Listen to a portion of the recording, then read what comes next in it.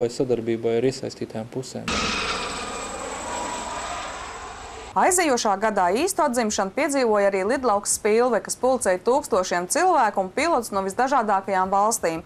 Taču pie paveiktā Spilve nedomā apstāties, un grandiozi plāni ir izvirzīti arī nākamajam gadam. Ir liels remonts uz skrejceļa izdarīts, marķējums pārtaisīts uz skrejceļa.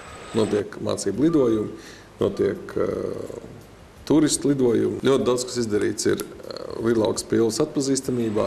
Ir noticis milzīgs pasākums šeit.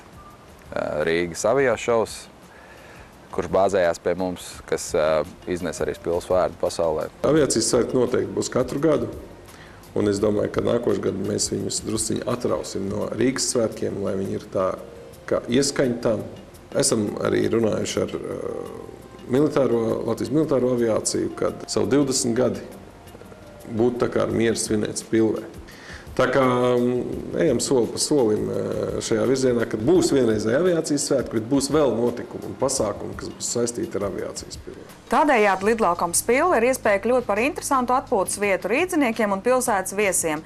Taču vienlaikus par Spilvi interesēs aizvien vairāk ārvalstu mazo lidaparātu pilotu. Tādēļ lidlaukam ir jādomā par attīstību un infrastruktūras uzlabošanu. Lidlauka apmeklējumu skaits no gaisa palielinās tā, ka ir kaut kādas procedūras un principi jau jāmaina uz augšu. Esam sagatavojuši pilsētas attīstības plāna izmaiņas, kuras mēs iesniegsim pilsētas attīstības departamentā,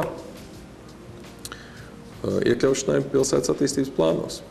Jau konkretizējot ar vietām, kur būs nākotnē angāri, kur būs nākotnē tehniskās zonas, kur būs citas servisa zonas, tās iespējamās biznesa investīciju vietas. Šobrīd reāli līgumi ir 4 angāru būvētājiem, bet pieprasījums ir liels, un mēs gatavojam jaunus zemes gabalus tur tālāk uz rietumu pusi, vēl vismaz 5-6 angāriem. Nākamgad mēs cītīgi strādāsim pie tā, lai šeit tiktu atvērts lidojuma informācijas centrs, AFIS, kas ir ļoti vajadzīga lieta tādā noslogotā lidlaukā, kurš atrodas pilsētas centrā un tik ļoti tuvu lielajai lidostai. Paralēli tiek strādāts, lai jau nākamgad īstenībā pārvērstos šogad skaļi izteiktā iecerē par aviācijas muzeja izveidi lidlauka Spilve teritorijā. Par aviācijas muzeju mēs esam gājuši soli tālāk. Faktiski mēs esam tik tālu, kad esam gatavi iesniegt kultūras ministrijai iekļaut aviācijas muzeju kā struktūru viņu plānos, viņu muzeja reģistros. Par to ekspozīcijas atvēršanu domājam un ceram, kā es jau saku, domāju, ka tie ziemas augstie mēneši būs jāpārdzīvo, bet sākot no marta mēs atvērsim regulāru ekspozīcijas apskatu Spilvē, kā muzeja teritorijā, kā vietā, vismaz reizi nedēļā. Un par muzeja galveno ēku joprojām iecerēts pārveidot kādreizējo lidostas Spilve māju.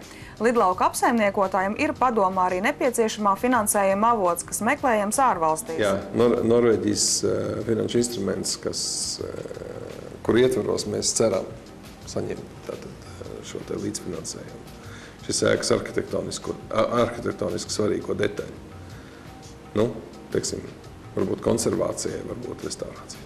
Dažādu ārvalstu fondu finansējumu lidlauks ir iecerējis piesaistīt arī citos attīstības projektos, taču vienlaikus tiek domāts par to, kā lidlaukam sākt pelnīt pašam. Šī uzturēšanas nauda ir jāmēģina ievākt šeit uz vietas. Ja?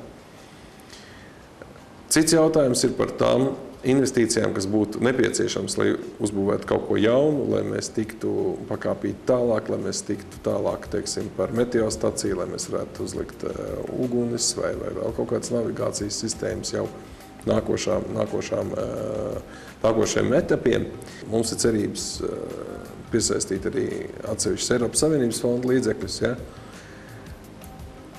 sadalot jautājumā gan par infrastruktūras izbūvi, gan atsevišķi varbūt par muzeju, par šo te arhitektūras pieminekļu saglabšanu. Mēs to redzam ļoti konkrēti. Mēs pat esam piesaistījuši konsultantus jau tieši konkrēti strādāt ar tiem fondiem, kuru pamatplānos pastāv šīs iespējas. Visiem šiem darbiem mērķis ir izveidot Spilvi par konkurētspējīgu lidlauku Baltijas reģionā. Mēs netaisamies konkurēt ar kaut ko, kas te jau ir. Mums ir vienkārši jāizveido konkurētspējīga vide Baltijas reģionā. Mēs gribam konkurēt normāli ar Stokholmu, ar Helsinkiem, jo viņos visos ir tā saucamie vecie pilsētas lidlauki, kur ir radoti pamat šai te, varētu teikt, apmācības aviācijai. Viņi gan izmanto viņas arī priekš meklēšanas dienestiem, tā saucamiem Search and Rescue darbībai, par ko arī mēs esam uzsākuši sarunas, ka tas varētu būt kā viena no papildus bāzēm.